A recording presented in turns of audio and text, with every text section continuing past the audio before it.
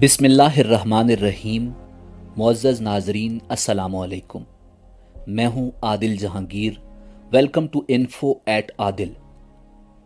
नाज़रीन, अरब दुनिया की तारीख जब जब लिखी जाएगी, सदाम हुसैन का शुमार हमेशा सफ़े अव्वल के मारूफ अफराद में किया जाएगा। और आज की वीडियो में हम आपको सदाम हुसैन के हालात ज़िंदगी, शानदार लाइफस्टाइल, उरूजो जवाल और दर्दनाक मौत की मुकम्मल दास्तान सुनाएंगे। और ये भी बताया जाएगा कि सदाम हुसैन की वर्दी को इराक में क्या मकाम हासिल था और सदाम हुसैन की मौत के बाद उस वर्दी का क्या अंजाम हुआ। वीडियो में आगे बढ़ने से पहले अगर आप हमारे चैनल पर नए हैं तो बराए मेहरबानी हमारा channel info at Adil subscribe करें, जहां आपको बिलखुसूस इस्लामिक हिस्ट्री और बिलउमूम दुनिया भर की मुनफरिद मालूमात पर मबनी वीडियोज़ मिलती रहेंगी। नाजरीन, सदाम हुसैन 28 अप्रैल 1937 को बगदाद के शिमाल में वाक़े शहर तकरीत के एक गरीब घराने में पैदा हुए थे। बचपन में ही सदाम हुसैन के वालिद की वफात हो गई थी और उनकी वालिदा उन्हें अपने रिश्तेदारों के पास छोड़कर किसी और गांव चली गईं। चंद साल बाद उन्होंने दूसरी शादी कर ली। सोतेले वालिद का सदाम हुसैन के साथ बर्ताव अच्छा न था। सदाम हुसैन के लिए जिंदगी मुश्किल थी। सदाम हुसैन के बारे में कहा जाता है कि उस अरसे के दौरान वो कदरे तन्हा रहते थे। नाजरीन, 12 बरस की उम्र में सदाम हुसैन ने अपना घर छोड़ा और तकरीत में अपने चचा के साथ रहने लगे, जो एक मदरसे में उस्ताद थे। अपने लड़कपन में सदाम हुसैन हुकूमत मुखालिफ मुजाहिरों में खासे सरगर्म रहे, मगर इराकियों की तरह वो बरतानवी नौआबादियाती हुकूमत और अमीर जागीरदारों के खिलाफ होते गए। नाजरीन, 1958 के इनकलाब में इराक में बरतानिया हामी बादशाहत के खात्मे और किंग फैसल की मौत के बाद पुरतशद्दुद बहरानी दौर का आगाज हुआ, मगर सदाम हुसैन के लिए 60 की दहाई इंतहाई अहम तरीन साबित हुई। इराकी बहसत पार्टी के रुकन की हैसियत से सदाम हुसैन पार्टी के एक सीनियर रहनुमा और उनके चचा के करीबी रिश्तेदार अहमो हसन अल बाकर के मंजूर नज़र और करीबी साथी बनने में कामयाब हो गए। सदाम उस वक्त न कोई अफसर थे और न फौज का हिस्सा, मगर मौर्रिखीन कहते हैं कि अहमो हसन अल बाकर के लिए वो खासे मुफीद काम अंजाम दिया करते थे।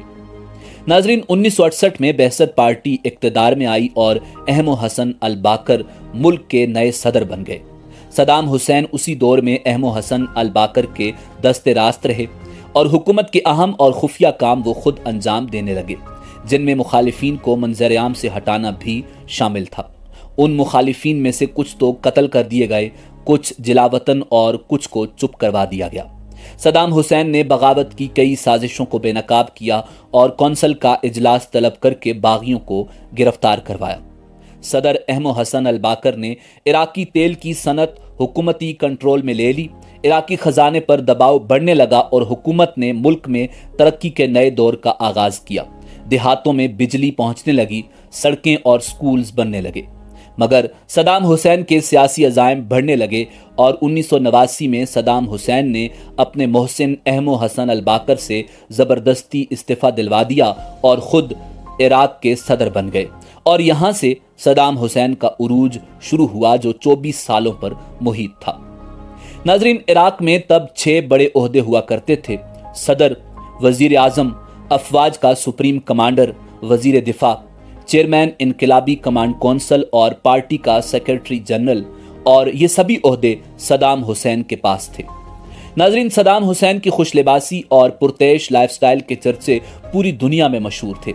उनके सूट लंदन के मशहूर टेलर सीते थे और सदाम हुसैन के वार्डरोब में 300 कीमती सूट और 2500 के करीब जूते हुआ करते थे, जबकि सदाम हुसैन के 48 महल्लात थे जिनकी दीवारें संगे मरमर की थीं।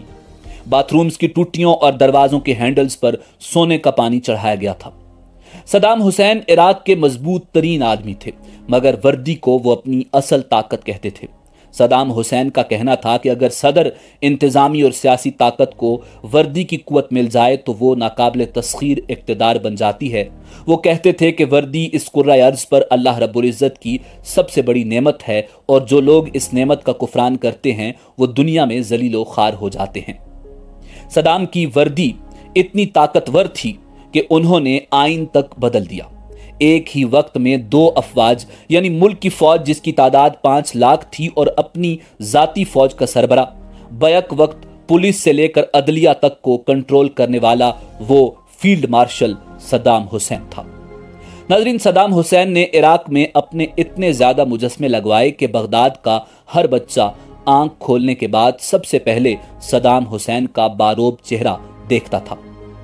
खास बात यह थी कि सद्दाम हुसैन ने तमाम मुजस्मों में वर्दी पहन रखी थी। सद्दाम हुसैन की वर्दी मिसाइल प्रूफ गाड़ी में सफर करती थी। कहते हैं उस वर्दी को धोने से पहले धोबी और इस्त्री फेरने से पहले इस्त्री करने वाला भी सैल्यूट किया करता था। हर उठाने वाला पहले वर्दी को सैल्यूट करता था। यह भी हुक्म था कि कर्नल से कम रैंक का अफसर वर्दी को हाथ न लगाए। इस तकद्दुस को बरकरार रखने के लिए सद्दाम हुसैन ने अपने धोबियों, इस्त्री वाले मुलाजिमों और वर्दी को इधर उधर ले जाने वाले खादिमों को कर्नल का ओहदा दे रखा था। वर्दी की ताकत और तेल की दौलत के नशे में मखमूर सद्दाम हुसैन के सियासी अज़ाइम इराक की हुदूद से वाज़े तौर पर बढ़ने लगे। वो खुद को अरब दुनिया का रहनुमा और तारीख में अपने आप को सुल्तान सलाहुद्दीन अय्यूबी जैसे सिपहसालार के बराबर समझते थे, क्योंकि सलाहुद्दीन अय्यूबी भी तकरीत में पैदा हुए थे। नाजरीन, सदर सद्दाम हुसैन के जारिहाना अज़ाइम की पहली मिसाल जल्द ही 1980 में उस वक्त सामने आई जब उनकी फौजों ने हमसाया मुल्क ईरान में पेशकदमी की। सद्दाम हुसैन की तवक्कुआत के बरक्स ये जंग उन्हें बड़ी महंगी पड़ी। 8 बरस जारी रहने वाली इस जंग में 10 लाख अफराद हलाक हुए। इसके अलावा जंग के नतीजे में इराक के खजाने पर बड़ा बोझ पड़ा। नाजरीन, सद्दाम हुसैन का अगला हदफ कुवैत था। उन्होंने कुवैत पर इराकी तेल चोरी करने का इल्जाम आयद किया और मतलूबा मुआवजा न मिलने पर अगस्त 1990 में इराकी फौजें कुवैत में दाखिल हो गईं। सद्दाम को यह फौजी इकदाम बड़ा महंगा पड़ा। उनको तवक्को थी कि बड़ी ताकतें जिन्होंने ईरान के खिलाफ उनकी जंग में इराक का भरपूर साथ दिया था, हथियार और वसाइल तक फराहम किए थे, अब अगर वो खुलकर हिमायत ना भी करें तो कम अज कम मुखालिफत नहीं करेंगी। मगर हालात बदल चुके थे। अमेरिका और उसके इत्तेहादियों के लिए खलीज में अपने मफादात यानी तेल और इसराइल की हिफाजत हर कीमत पर जरूरी थी और इसीलिए अमेरिकी क़यादत में ऑपरेशन डेजर्ट स्टॉर्म के तहत अमेरिका और बरतानिया ने इराक पर जंग मुसल्लत कर दी। नाजरीन, 11 सितंबर के वाक़े के बाद अमेरिका मुसलसल इस बात पर डटा रहा कि इराक के पास वसी तबाही के हथियार हैं और बरतानिया का कहना था कि इन हथियारों को सिर्फ 45 मिनट में काबिल इस्तेमाल बनाया जा सकता है। इसके अलावा इराक पर जोरी हथियार बनाने और हासिल करने का इल्ज़ाम भी लगा। इसलिए इराक पर फरवरी 2003 में अमेरिका ने दोबारा हमला कर दिया। मगर इराक पर अमेरिकी हमले और कब्जे के बाद से अब तक उनमें से कोई भी इल्ज़ाम साबित नहीं हो सका।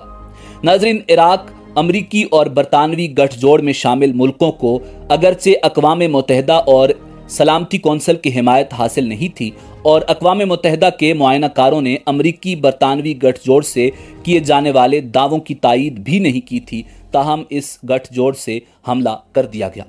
अप्रैल में सकूत बगदाद के बाद सदर सद्दाम हुसैन रूपोश हो गए। नाजरीन, उस कब्जे के बाद 22 जुलाई 2003 को माजूल सदर सद्दाम हुसैन के दोनों बेटों अदी बिन सद्दाम हुसैन और कुसै बिन सद्दाम हुसैन और 20वीं सदी के बहादुर तरीन बच्चे और सद्दाम हुसैन के पोते मुस्तफ़ा सद्दाम हुसैन को इराक के शिमाली शहर मूसल में हमला करके कत्ल कर दिया गया। नाजरीन, मुस्तफ़ा हुसैन ने जिस दलेरी से अमेरिकी फौज का मुकाबला किया, इस पर तफसीली वीडियो का लिंक डिस्क्रिप्शन और आई बटन पर मौजूद है। 14 दिसंबर 2003 हफ्ते की शब मकामी वक्त के मुताबिक रात 8 बजे इराक के शहर तकरीत के करीब से एक कार्रवाई के दौरान इंतहाई मुफलिसी की हालत में सद्दाम हुसैन को गिरफ्तार कर लिया गया, जिसके बाद उन पर अमेरिका की निगरानी में मुकदमा चलाया गया, जिसने 3 नवंबर को सद्दाम हुसैन को 148 कुर्दों के कत्ल के इल्जाम में सजाए मौत की सजा सुनाई और सजा पर अमल दरामद तक सद्दाम हुसैन को नजरबंद कर दिया गया।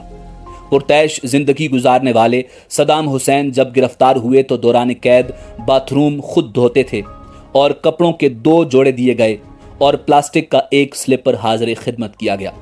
वो सद्दाम हुसैन जिसके सिगार हवाना से आया करते थे, जिसके मशरूबात फ्रांस की कंपनियां बनाती थीं, जिसके कपड़ों, जूतों और खुशबुओं की हिफाजत के लिए एक पूरा सेक्रेटरीट था, उसी सदाम के बारे में 14 दिसंबर 2005 को अखबार में यह खबर छपी। खबर के मुताबिक सदाम को 2 बरसों में जूतों का सिर्फ एक जोड़ा फराहम किया गया था और सदाम ने पिछली पेशी के दौरान मुतालबा किया था कि उन्हें और उनके साथियों को नए जूते फराहम किए जाएं। नाजरीन, सदाम हुसैन के मुकदमे की समाअत के दौरान उनके 3 वकीलों को कत्ल कर दिया गया, जिसके बाद उनके मुवक्किलीन ने अदालती कार्रवाई का बाइकाट किया और सदाम हुसैन ने भूख हड़ताल की। अदालती कार्रवाई के इख्तिताम से कबल सदाम ने अदालत को लिखे गए एक खत में कहा था कि उनका मुकदमा अमरीकी ख्वाहिशात के मुताबिक चलाया जा रहा है। सदाम हुसैन के खिलाफ अदालती कार्रवाई बगदाद में खुसूसी ट्रिब्यूनल के तहत सख्त हिफाजती इंतजामात के तहत चलाई गई। उस दौरान 5 जजों पर मुश्तमिल एक पैनल अदालती कार्रवाई का जायजा लेता रहा। बहुत से बैनुल-अक़वामी मुकदमात की तरह सदाम हुसैन पर मुकदमा उनके अपने ही लोगों के जरिए चलाया गया। सदाम हुसैन ने फांसी की सजा सुनने के बाद फायरिंग स्क्वाड के जरिए मौत की दरखास्त की थी, मगर सदाम हुसैन की सजाए मौत के फैसले पर अमल दरामद करते हुए 30 दिसंबर 2006 बमुताबिक 10 ज़िलहज 1427 हिजरी ईद उल अजहा के दिन सदर सदाम हुसैन को फांसी दे दी गई। फांसी के मनाजिर को इंटरनेट और टेलीविजन पर बराह रास्त दिखाया गया। सदाम हुसैन कलमा शहादत पढ़ रहे थे कि तख्ता गिरा दिया गया। आलमी मुबस्सरीन ने सदाम हुसैन के हौसले की तारीफ की। नाजरीन, उस वक्त सदाम के करीब मौजूद अमरीकी फौजी भी सदाम हुसैन की फांसी के वक्त आबदीदा दिखाई दिए। नाजरीन, अब आखिर में सदाम हुसैन की असल ताकत उनकी वर्दी का तज़किरा करने से पहले अगर आपने अभी तक हमारा चैनल सब्सक्राइब नहीं किया तो हमारा चैनल सब्सक्राइब करें और मालूमाती वीडियोस के सफर में हमारे हम सफर हो जाएं। नाजरीन, सकूत बगदाद के बाद अमरीकी फौज का सिपाही एयरपोर्ट पर तलाशी ले रहा था कि उसे एक शॉपिंग बैग मिला। उस बैग में सदाम हुसैन की वर्दी थी, जिस पर तमाम फौजी एजाजात और तमगे सजे हुए थे। 2003 में ही उस सिपाही ने यह वर्दी नीलाम घर मानीन इंटरनेशनल ऑक्शन हाउस के हवाले कर दी। उस नीलाम घर ने 2005 में यह वर्दी नीलामी के लिए पेश की। उनका ख्याल था कि तवील अरसे तक हुक्मरान रहने वाले सदाम हुसैन की वर्दी लाखों डॉलर्स में फरोख्त होगी, मगर हैरत की बात यह है कि उसकी बोली $5000 से शुरू हुई और 2006 में $16,000 पर रुक गई। बोली बढ़ाने की कोशिशें नाकाम ठहरी तो मजबूरन वर्दी $16,000 में बेच दी गई। नाजरीन, बादशाहत सिर्फ और सिर्फ अल्लाह रब्बुल इज्जत की, हुकूमत सिर्फ खुदाए वाहिद की। एक हाल में सिर्फ अल्लाह रब्बुल इज्जत की जात है, बाकी हर उरूज को एक ना एक दिन जवाल जरूर है। इसी उम्मीद के साथ आपसे इजाजत चाहेंगे कि आपको हमारी वीडियो पसंद आई होगी। मिलते हैं बहुत जल्द एक नई तारीखी और मालूमाती वीडियो के साथ। देखते रहिए info@adil। अल्लाह रब्बुल इज्जत आपका हामी और नासिर हो।